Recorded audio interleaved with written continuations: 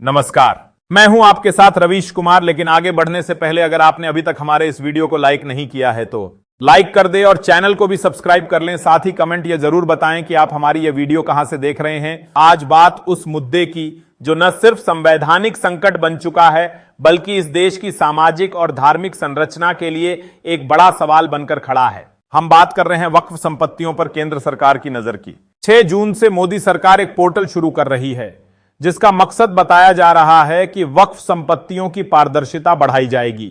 लेकिन क्या यह सच है या फिर इसके पीछे कोई और मंशा है? मुस्लिम पर्सनल लॉ बोर्ड ने साफ शब्दों में कहा है यह सरकार की चाल है।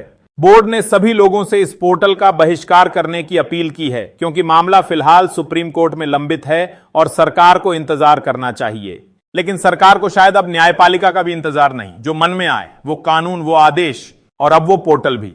सरकार का तर्क है इससे मुस्लिम महिलाओं को भी संपत्ति में अधिकार मिलेगा। लेकिन क्या यह तर्क वाजिब है? क्योंकि जो लोग मुस्लिम समुदाय से आते हैं वो जानते हैं कि इस्लामी कानून पहले से ही महिलाओं को हिस्सेदारी देता है। फिर यह नया हस्तक्षेप क्यों?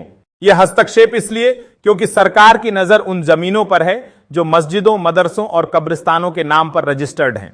सरकार चाहती है कि उन्हें सरकारी जमीन घोषित किया जाए और फिर जैसा पहले होता आया है वो जमीनें अडानी अंबानी जैसे उद्योगपतियों के हवाले कर दी जाएं। सोचिए, अगर किसी जगह पर मस्जिद बनी हुई है और एक मजिस्ट्रेट यह कह दे कि यह तो सरकारी जमीन है, तो क्या वह मस्जिद बच पाएगी? क्या मदरसा, दरगाह या वक्फ की संपत्ति उस कागजी फैसले से मिटा दी जाएगी? और मजिस्ट्रेट कौन नियुक्त करेगा? सरकार। फैसला कौन देगा? सरकार।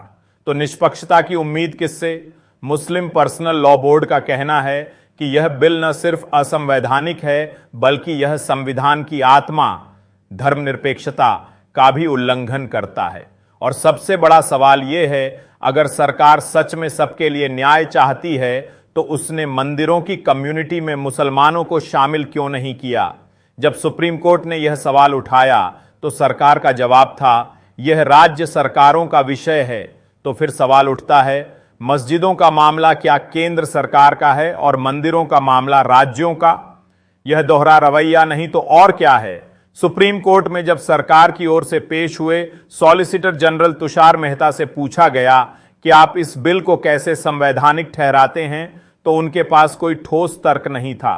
वहीं दूसरी ओर कपिल सिब्बल और अभिषेक मनु सिंघवी ने सरकार की कानूनी बुनियाद ही हिला दी। उन्होंने कहा अगर किसी दिन कोई अधिकारी यह कह दे कि यह जमीन सरकार की है तो फिर सरकार मस्जिद, मदरसे और कब्रिस्तान कुछ भी छीन सकती है। अब समझिए सरकार की मंशा।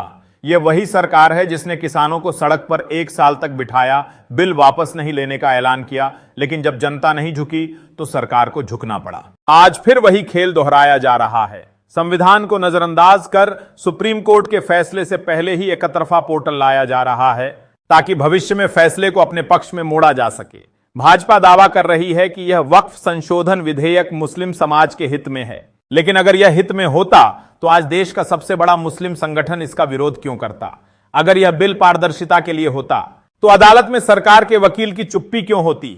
अगर यह बिल न्याय के लिए होता तो सरकार सभी धार्मिक संस्थानों को एक नजर से क्यों नहीं देखती?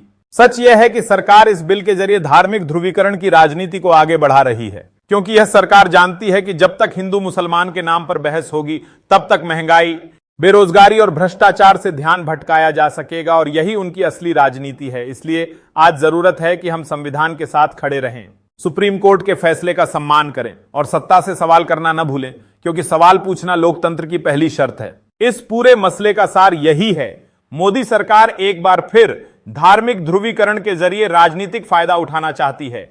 एक समुदाय को डराकर, बदनाम करके, उनकी संपत्तियों को सरकारी बताकर फिर उसे कॉरपोरेट घरानों को सौंपने की तैयारी है। लेकिन यह देश संविधान से चलता है, किसी पार्टी के घोषणा पत्र से नहीं।